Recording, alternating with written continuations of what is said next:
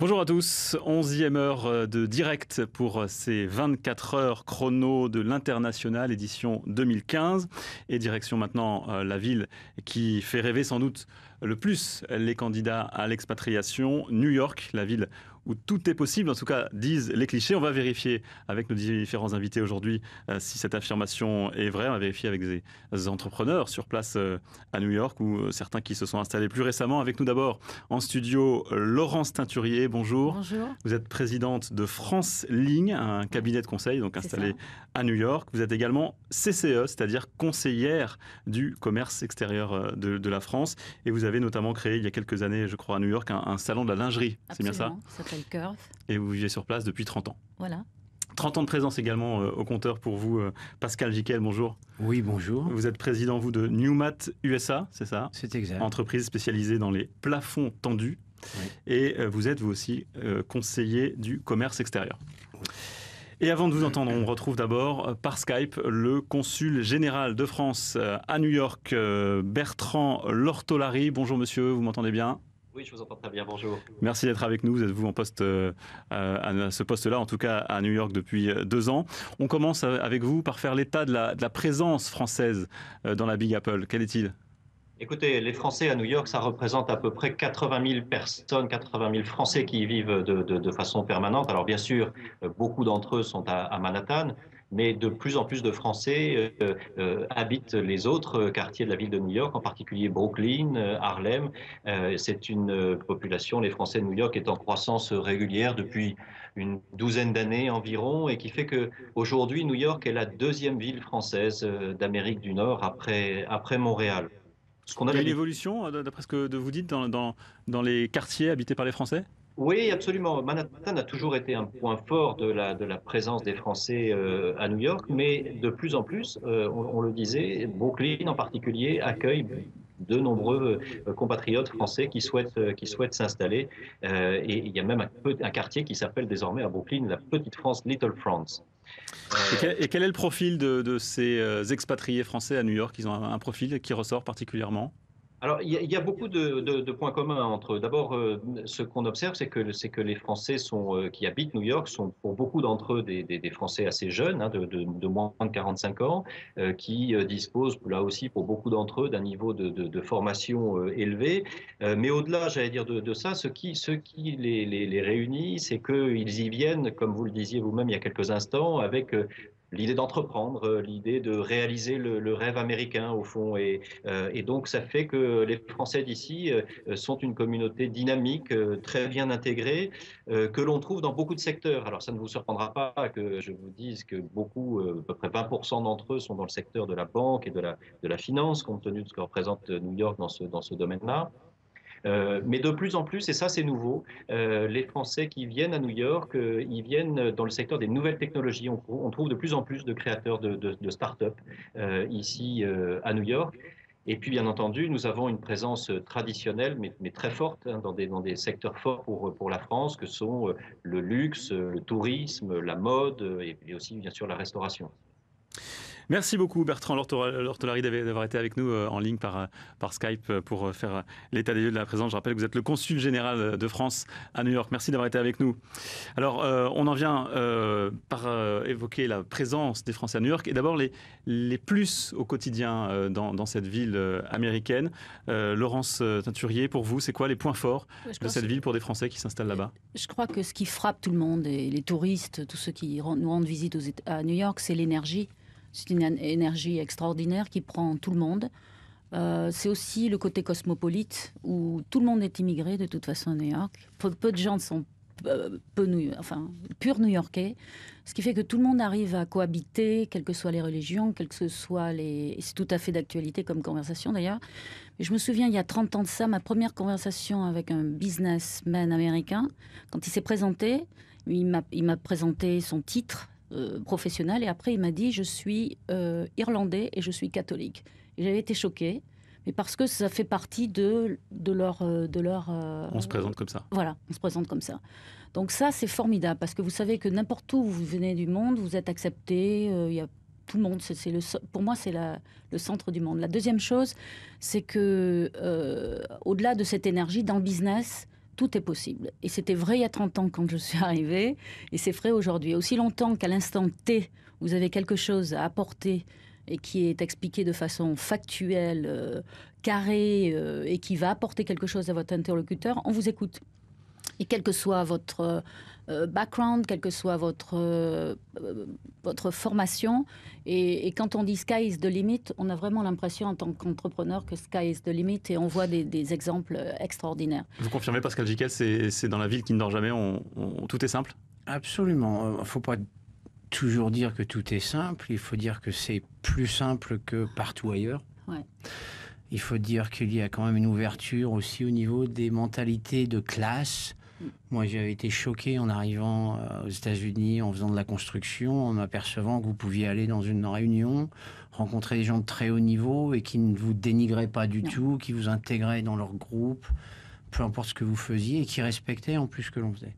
Et je suis d'accord qu'au niveau business, c'est quand même la ville et le pays le meilleur du monde pour faire du business. Alors, il y a malgré tout des points noirs, évidemment, quand on essaye ou quand on tente de s'installer à New York. Il y a d'abord l'un des principaux points noirs le plus connu, c'est le coût de la vie. Et ça ne concerne pas que l'immobilier, comme on peut le penser. Écoutez ce qu'en pense Nathalie Delagozie, responsable des consultantes chez Executive Relocations. Alors, le coût de la vie à New York est supérieur en globalité de 13% par rapport à celui de la France.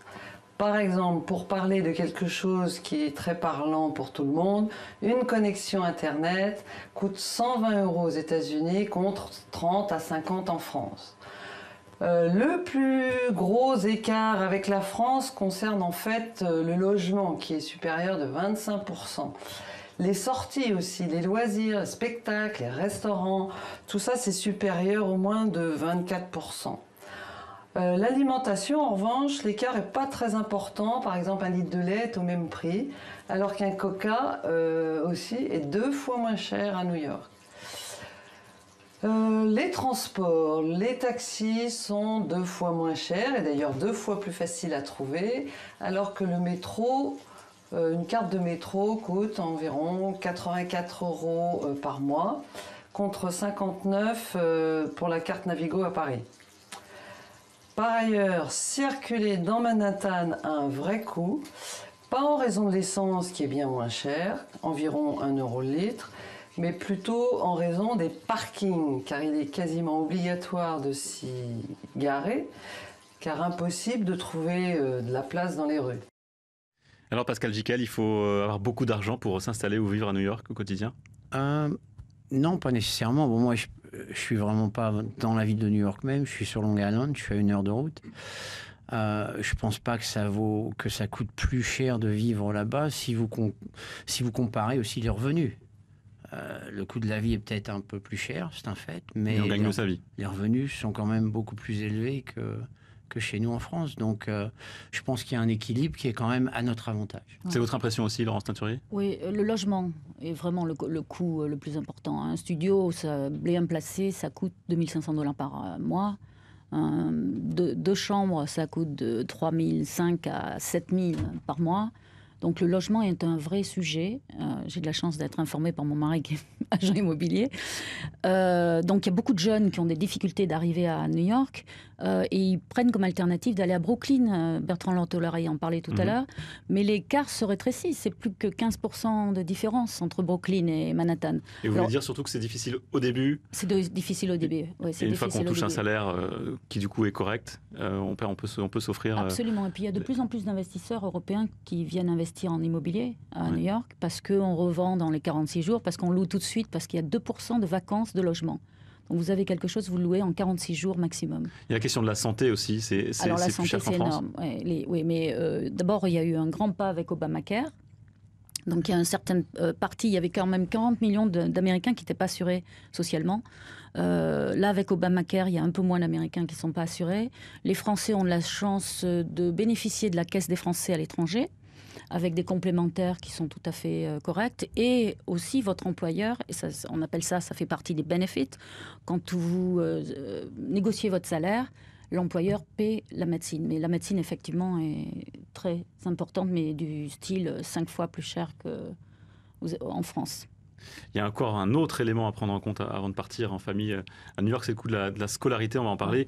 Écoutez d'abord les conseils d'Annie Michel, elle est membre de l'Assemblée des Français de l'étranger. Alors lorsque vous arrivez, français, aux États-Unis, à New York, vous avez plusieurs possibilités. Donc vous avez déjà la possibilité française, franco-française, c'est-à-dire vous avez des établissements qui sont totalement français. Vous avez le lycée français de New York, de Manhattan, et vous avez le lycée franco-américain, où j'enseigne d'ailleurs, de Larchmont, Mamaroneck, qui est à 30 km de Manhattan, à une demi-heure de train, et où les Français, donc là, peuvent bénéficier de bourses, où alors l'enseignement est très cher. Mais très souvent, les gens profitent également d'une aide de leur compagnie, depuis que la PEC de M. Sarkozy a été supprimée. Donc, il y a un autre moyen, si vous voulez que votre enfant apprenne également l'anglais, vous avez le lycée franco-américain de New York, ou alors vous avez les écoles FLAM ou les écoles Charter School, les écoles d'insertion, c'est-à-dire que ce sont des écoles américaines qui donnent les locaux pour des cours de français quelques heures par jour.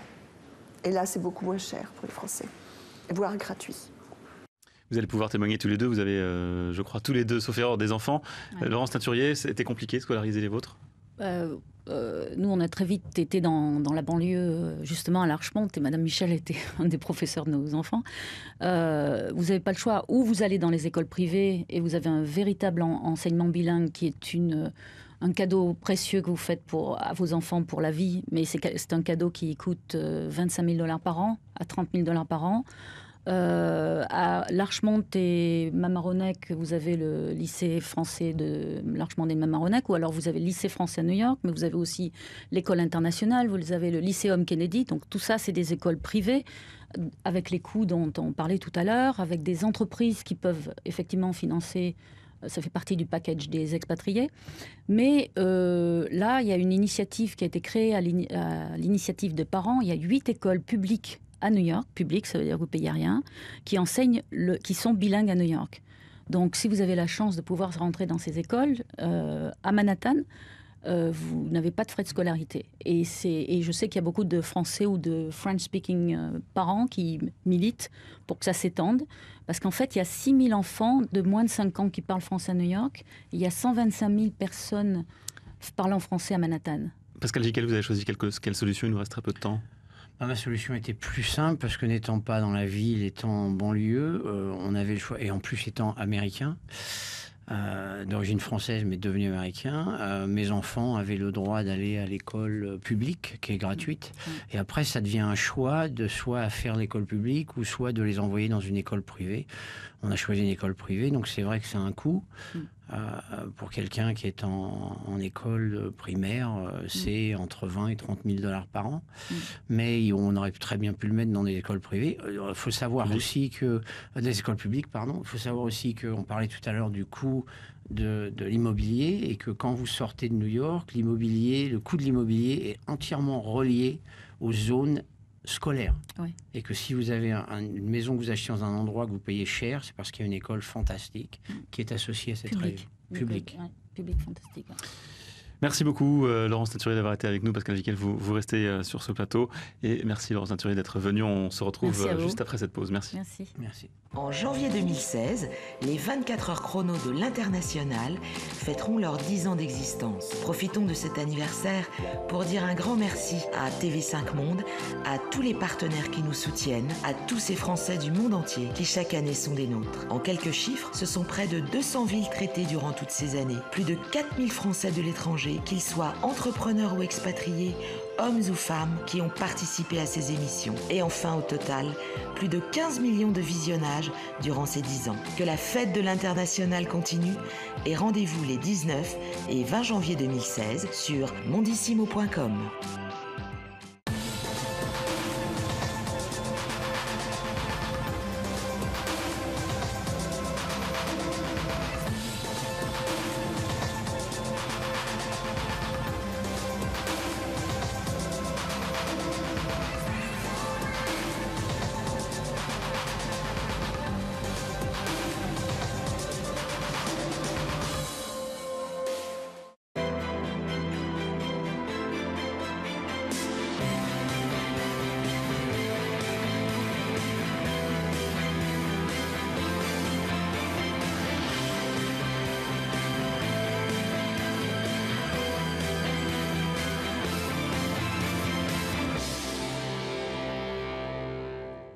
Les 24 heures de l'international, on évoque la ville de New York. Avec vous maintenant, notamment, Damien Jacquinet, bonjour. Bonjour. Vous êtes entrepreneur, vous aussi conseiller du commerce extérieur de la France. On va en parler tout à l'heure, mais vous avez notamment très récemment ouvert un hôtel à New York. Vous vivez sur place depuis 30 ans. Alors, l'ambiance à New York, on a l'image d'une ville très brillante, mais aussi très dynamique, très bouillonnante. C'est une réelle énergie positive qui pousse à faire des affaires. Oui, je pense que c'est une énergie que vous ressentez dès que vous arrivez à New York, de l'aéroport, dans la ville. Vous voyez le contraste entre le touriste et le New-Yorkais. Les gens en cours sont toujours à la recherche de business, toujours à la recherche de l'opportunité. Et c'est quelque chose qui vous porte si vous êtes prêt à rentrer dans le jeu de l'énergie. Même question, M. Jiquel. Pareil, je suis entièrement d'accord. C'est qu'il y a aussi une volonté de travailler constamment. Il y a une volonté de se donner dans le business. Avec un complet dérogard aux vacances, aux heures supplémentaires, aux week-ends. Business vient vraiment en premier et donc il y a une énergie qui est reliée à ça qui est quand même inégalable. C'est spécifique à New York, vous pensez? Non, je pense que c'est un peu général sur le territoire américain. Oui. Bon, c'est plus évident bien sûr dans les grandes villes parce que comme il y a plus de concentration, on s'en rend plus compte, mais... moi qui ai un réseau quand même national, je m'aperçois que dans toutes les autres villes, c'est pareil. Il y a vraiment une énergie, une volonté de travail, une volonté de réussir, une volonté de faire du business, peu importe les horaires, peu importe... Damien Jacquinet, vous qui avez vécu à Miami, je crois notamment, vous confirmez pas de différence entre le dynamisme qu'on trouve dans la Big Apple et à Miami, par exemple? Alors, je mettrais aussi New York un petit peu au-dessus, mais c'est vrai que l'immigration qui fait tellement aux États-Unis, les gens qui arrivent, qui sont nouveaux et qui veulent réussir aux États-Unis, travaillent au maximum pour réussir et ça crée ce phénomène, cette boule qui continue et qui sert à tout le monde en fait. Avant de poursuivre, je vous propose d'écouter maintenant un témoignage, celui d'une jeune habitante de New York qui apprécie elle aussi l'enthousiasme des New-Yorkais et leur ouverture d'esprit. Elle s'appelle Cyrielle Moulin.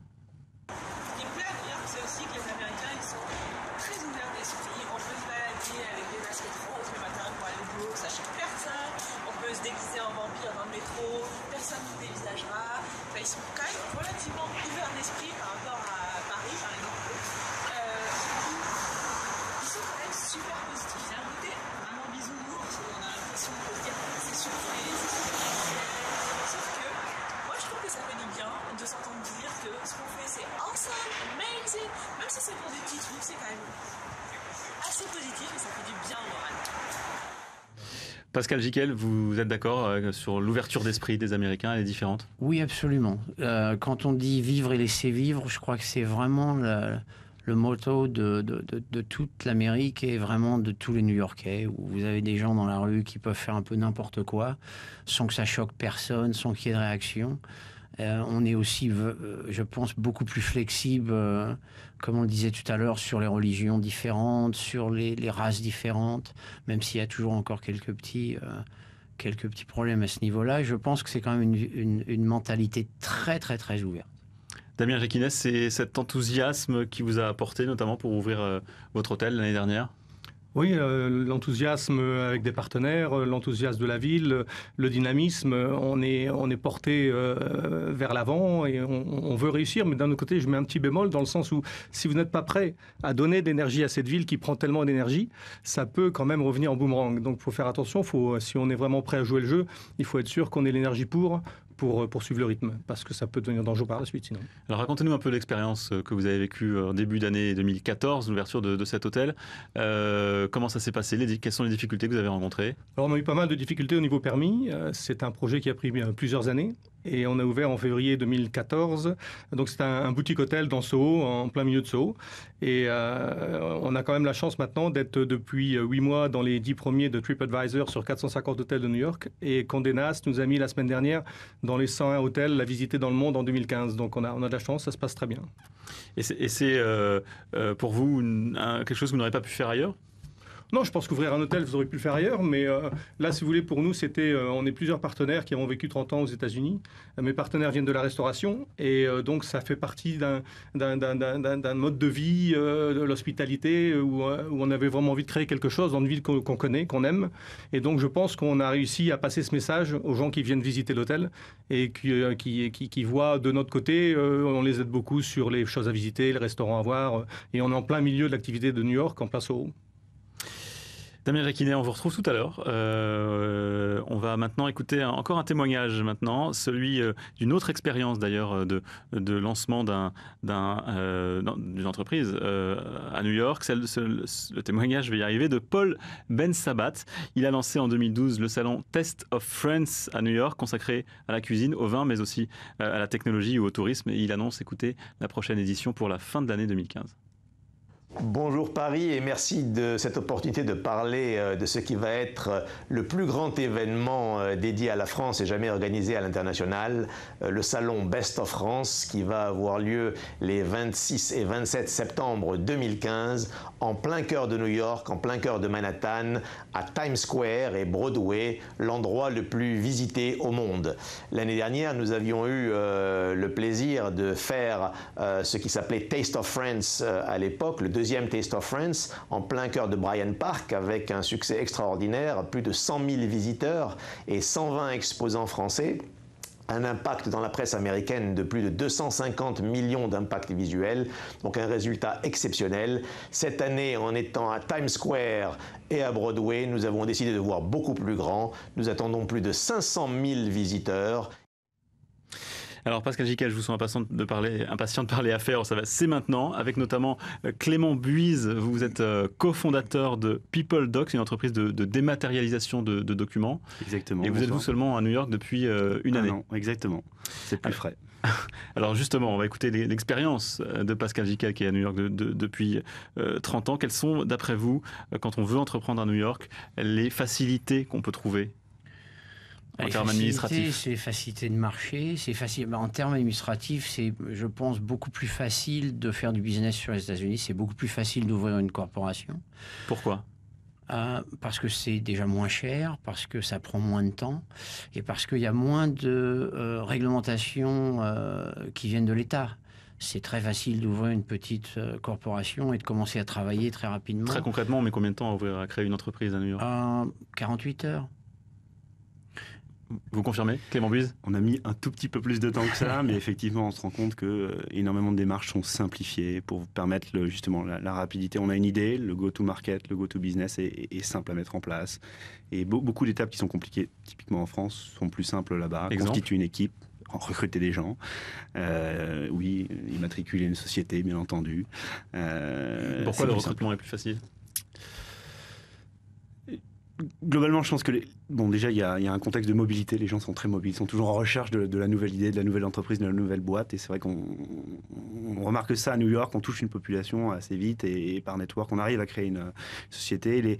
Les gens sont plus mobiles, je pense, et plus en recherche de mouvement globalement. Et donc, on constitue des équipes qui sont plus rapidement constituées. Alors vous êtes venu avec une entreprise qui existait déjà en France, hein, vous ne l'avez pas créée de zéro. Justement, vous avez vraiment des éléments de comparaison très, très concrets. Quels autres éléments administratifs vous ont permis de vous installer à New York facilement? Ou alors, quelles sont les autres difficultés que vous avez rencontrées que vous ne connaissiez pas par rapport à la France? Effectivement. Alors, le côté administratif, ça n'a pas vraiment été, comme on disait, un frein. Dans les plus, la rapidité je vais dire encore une fois, du go-to-market, l'accessibilité des gens. Quand vous êtes une entreprise, vous êtes inconnu, vous êtes français, ce qui n'est pas du tout une tare d'ailleurs aux États-Unis, qui est plutôt bien perçu. Mais rapidement, vous allez avoir des gens qui vont accepter de rentrer en contact avec vous, les fameux rendez-vous qui sont si durs à avoir lorsqu'on fait du business. Ben voilà, vous allez avoir des gens qui vont dire votre idée est bonne, elle n'est pas bonne, il faut l'ajuster comme ci, comme ça. Donc ça, c'est la confrontation de votre idée au marché, se fait rapidement aux États-Unis. Dans les difficultés, je dirais que c'est une autre culture, un autre pays. C'est un pays de process, donc le management est différent. C'est un pays de process, c'est un pays de repeat business, donc il faut savoir modéliser votre business pour être capable de s'étendre au-delà de New York et aux États-Unis. Ça, c'est peut-être la chose la moins simple. Pascal Gicquel, à vos débuts, vous êtes retrouvé confronté au même type de problème? Pas vraiment, parce que j'ai compris assez rapidement à travers d'autres expériences de personnes qui les ont partagées, parce que c'est une chose qui est très bonne, c'est que un concurrent aux Amériques n'a pas de problème à vous expliquer comment ça marche, comment il faut faire. Donc, à vous aider. à vous aider, à vous ouvrir vraiment toutes les possibilités. Et donc, j'ai compris rapidement qu'il fallait vraiment s'adapter au marché, s'adapter au pays, travailler à l'américaine. On le dit tout le temps, et ça, malheureusement, certaines personnes de chez nous en France ne savent pas le faire ou ne veulent pas le faire. Donc, c'est une petite difficulté. Et pour revenir au niveau du travail, au niveau des employés, c'est beaucoup plus facile puisqu'on n'a pas les contraintes sociales qu'on a ici. Et surtout, le travail est libre. Sans contrat, vous pouvez embaucher quelqu'un très facilement, le débaucher très facilement, et vice-versa. C'est-à-dire que la personne peut travailler avec vous et partir pour une meilleure opportunité rapidement aussi. Donc, ça vous permet de garder des gens qui veulent vraiment s'impliquer, qui sont sérieux. Et puis, ça vous permet aussi de pouvoir dégager des gens qui, en réalité, sont des boulets qui seraient vraiment un problème pour une société et qu'ici, on serait pratiquement obligé de garder, par exemple. On va parler aussi fiscalité dans un instant. Ça, c'est juste après la pause. À tout de suite.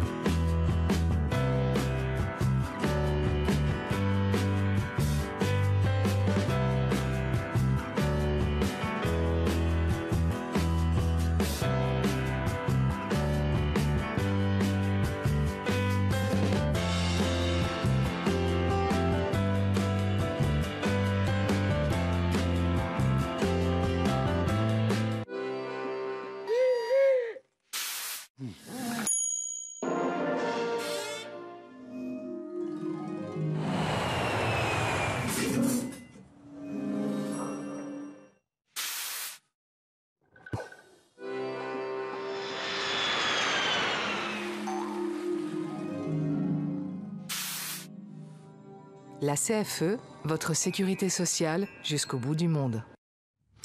On poursuit ces 24 heures chrono de l'international sur New York et sur ce plateau nous a rejoint Emmanuel Jeglet. Bonjour. Bonjour, comment allez-vous ? Très bien, et vous ? Merci. Alors, vous êtes expert comptable et vous possédez des bureaux à New York notamment, mais aussi ailleurs aux États-Unis, 5 au total, notamment Atlanta, Miami. Exactement. Et d'autres en Amérique latine. Tout à fait. Mais c'est évidemment votre expérience à New York qui nous intéresse dans le cas précis. Quelles précautions vous pourriez conseiller à des chefs d'entreprise qui veulent s'installer à New York, précautions à prendre avant de s'installer à New York ? Je pense que la première des précautions, c'est de certainement travailler son business plan d'une façon très approfondie. On dit souvent en termes d'immobilier location, location, location, qui veut dire emplacement, emplacement, emplacement. Moi, je dirais en tant qu'expert comptable qu'on devrait dire préparation, préparation, préparation. C'est quelque chose de très important, la préparation, et le business plan fait partie de la préparation. Mais on a l'impression que le business plan et la préparation, il faut la faire aussi en France. C'est tout à fait vrai. À New York ? Il faut parce que, si vous voulez, on a l'habitude en France de faire des business plans avec les règles. On est français, donc on pense en français. Et quand on arrive aux États-Unis, on peut être surpris des coûts. Et aussi de la durée de ce que ça peut prendre pour un permis de construire, pour faire des travaux, etc. Donc il faut bien réfléchir à ça et puis souvent doubler son budget de départ.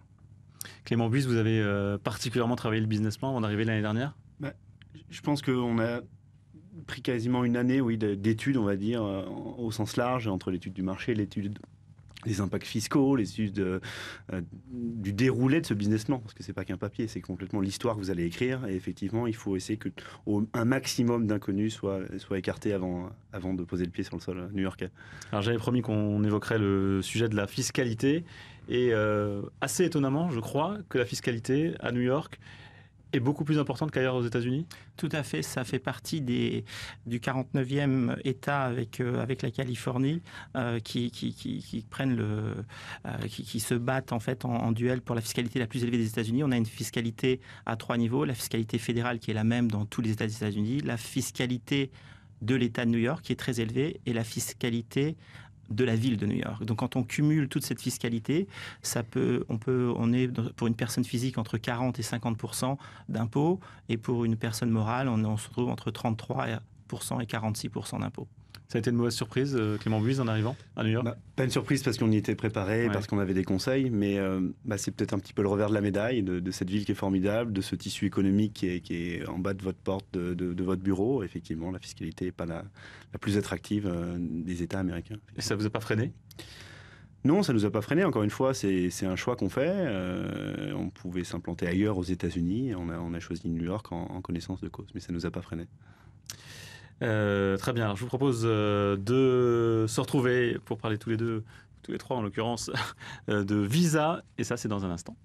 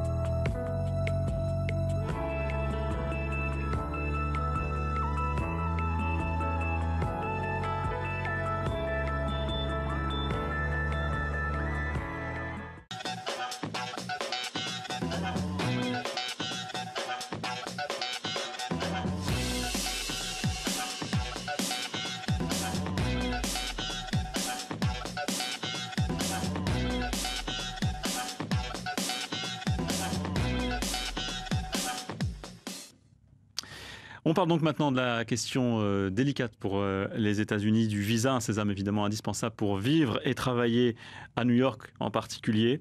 C'est un point particulièrement compliqué, Clément Buise, quand on veut s'installer à New York? C'est un point d'attention en tout cas. Le plus compliqué, je ne sais pas, mais il y a plusieurs formules. Je pense qu'on va en parler. Une fois que vous avez la formule qui correspond à votre cas particulier, il n'y a plus qu'à suivre la démarche.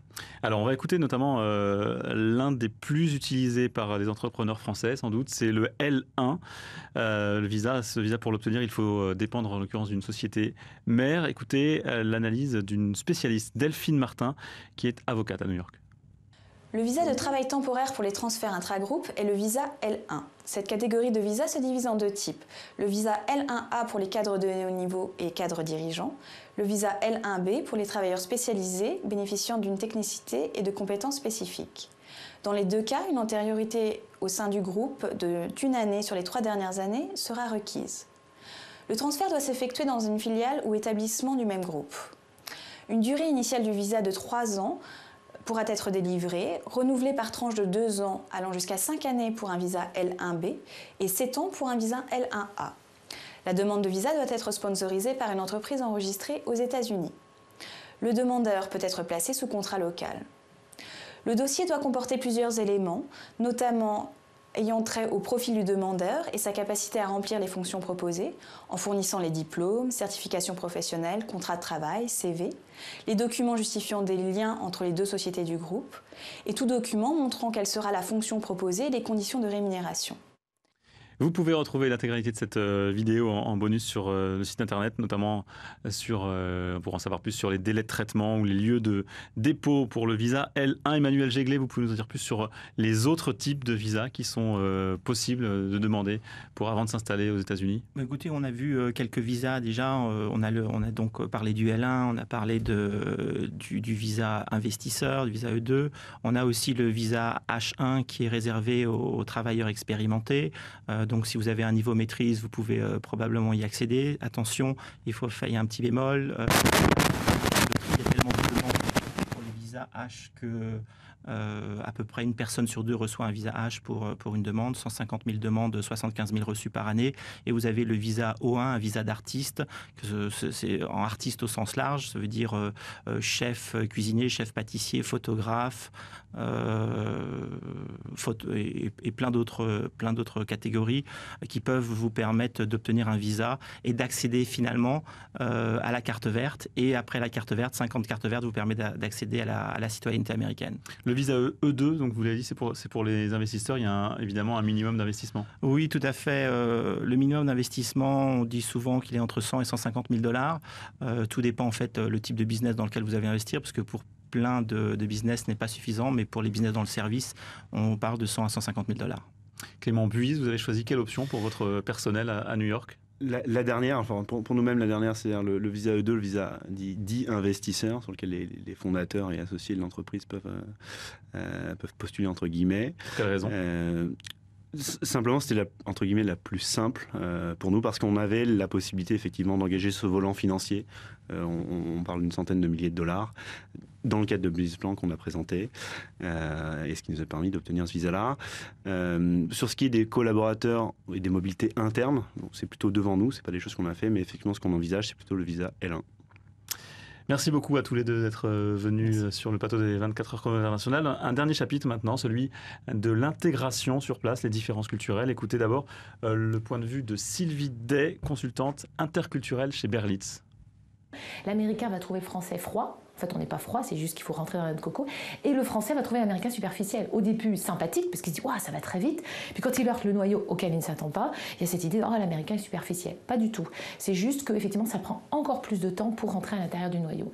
Maintenant, il faut quand même être conscient que l'amitié aux États-Unis n'est pas comme en France. C'est-à-dire qu'en France, on va aimer se retrouver ensemble autour d'une table, à discuter, à refaire le monde, à parler politique, etc. Aux États-Unis, partez du principe que ça ne se fait pas du tout. En général, l'Américain et le New-Yorkais est plutôt dans l'action. C'est-à-dire que l'amitié se développe autour d'une activité.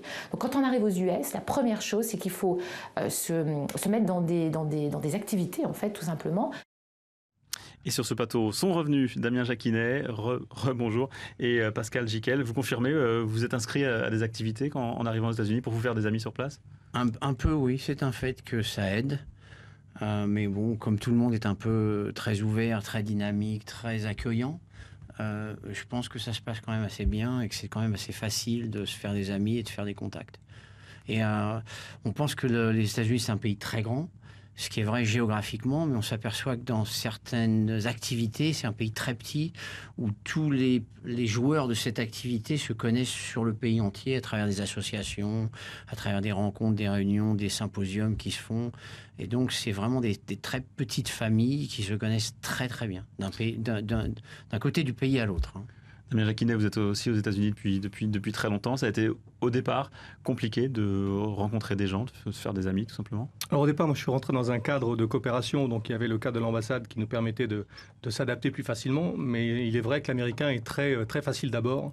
Très positif, et donc il va être tout de suite ouvert à des discussions, et en plus des cadres qui peuvent être sportifs ou d'associations peuvent bien sûr aider à avoir des amis très facilement. Oui. C'est quoi la différence culturelle qui vous a frappé le plus à l'époque? Alors moi, c'est plus le côté positif et optimisme de l'américain. Positif, vous le voyez déjà très tôt, à un niveau scolaire, les enfants à l'école reçoivent tous un prix à la fin de l'année.